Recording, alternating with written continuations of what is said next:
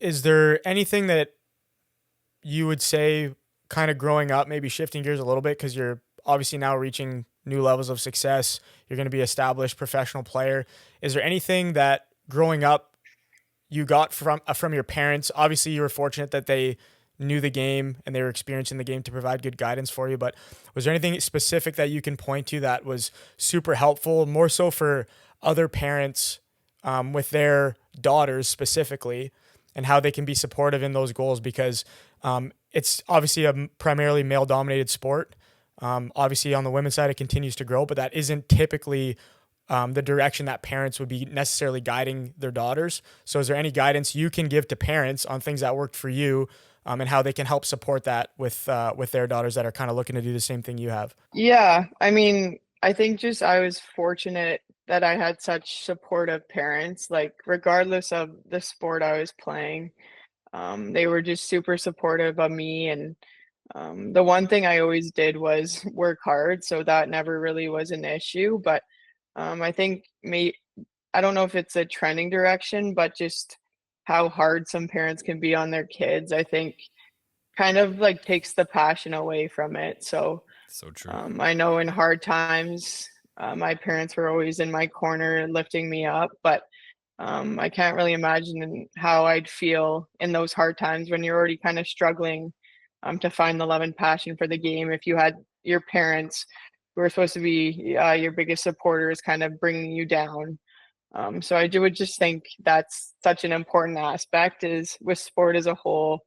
There's so many ups and downs, and just having someone in your corner that you can love and trust and that's able to lift you throughout those times, I think is just really, really important. That's a great point. Is there yeah, it is it is because a lot of You and I talk about we this a talk about lot. this all the time, and there's a lot of when people ask us questions, and me specifically, they ask me a lot of questions about the differences between like male female hockey, even in like the way I'm framing a lot of the questions, but it's so much the same. Like it is just so much the same, and I feel like there's the crossover, and all the answers you're giving is awesome for that people are gonna be able to hear like your perspective on some of this stuff coming from a high level female athlete. It's awesome.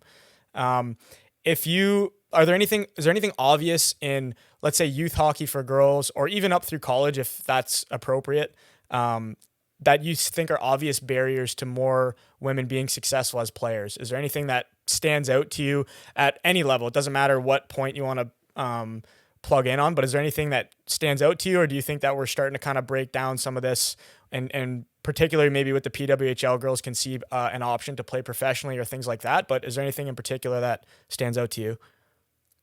Yeah, I think as a whole, as hockey's kind of continued to grow and evolve, that more and more of those barriers are going to be broken down. I think with the PWHL, just being in its second year and kind of getting some good attention from across North America for sure. I think that's so important because for these younger girls that are playing, they can now like dream of doing something in their future and as a job. Like even it's pretty cool for me to see on TikTok or Instagram just girls shooting pucks being like road to the PWHL because that was just never a thing like growing up. Like I think just for my age, like you always just watch the NHL and like saw all these NHL players and um I think for some maybe like hoped one day they'd be in the NHL as a girl, but now I just think with the continued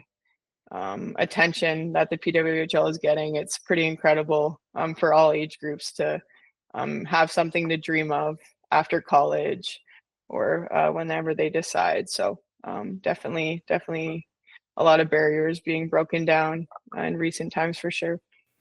Cool. I think this is kind of my favorite question to ask any higher level athlete. Um, so kind of going through again, you can kind of pick whatever timeline makes sense to you to answer the question, but whether it was going through grade school, high school, while you were in college, how did you balance the distractions that come with being a higher level athlete, or just of being a teenager or young adult in general? So obviously, college lifestyle, a lot of people know some of the social aspects of that. Through high school, there's a lot of pressures to do different things. How for you did you either manage it, ignore it, sacrifice to not do certain things, or did you just kind of piece it together and always have balance with how you went through your life developing into an athlete? Yeah, I think what comes to mind is college for me. I think just having to balance hockey, school, the social aspect was honestly probably the best thing for me.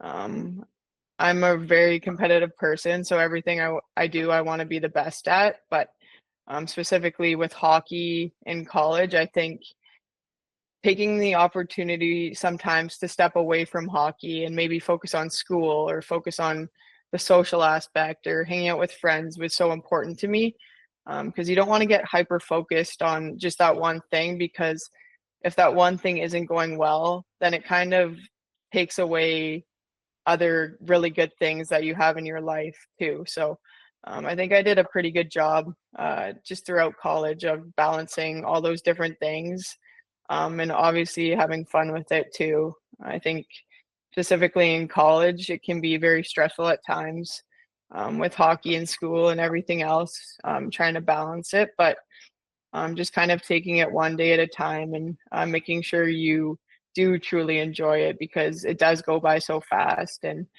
those are some of the best years of your life. So I think I kind of realized that definitely in the last few 2 or 3 years, but it's something that you'll never get back. And all you'll kind of have from it is kind of the memories and friendships. So I'm making sure that I take the opportunity each day to work on those things on top of trying to be the best hockey player and person I can be too. Awesome. Balance. That's also a commonality that we always hear, right, from top end athletes.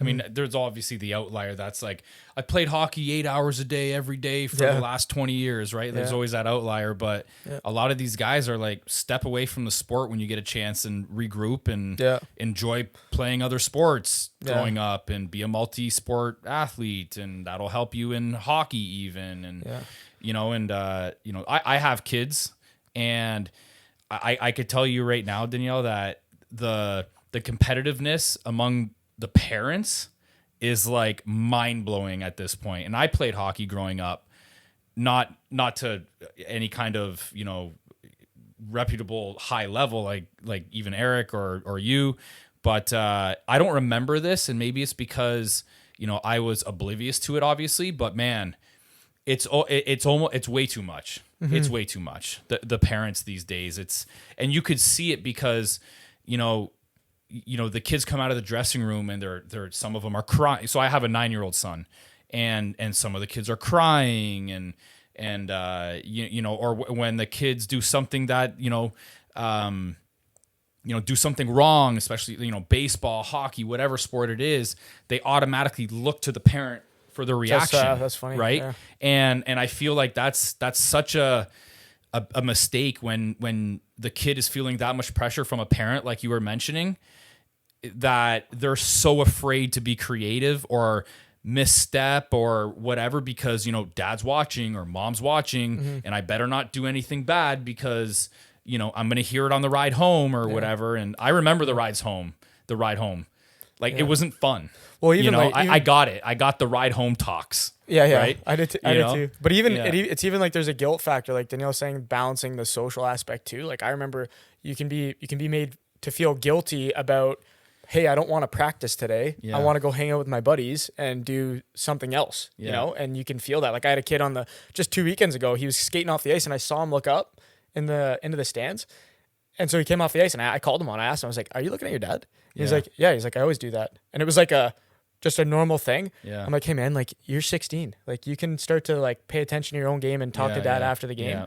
But like that pressure, but even when I was playing in college, like to Danielle's point, like you have to find how to pick your spots to balance it a little bit, because it is so stressful, and like there is so much pressure while you're in that environment to deliver on everything. Especially if you're somebody that cares about school in addition to your sports social life, like balancing all three is tough, man. Like it's hard to do that kind of stuff. Yeah. So I couldn't imagine, to be honest with you.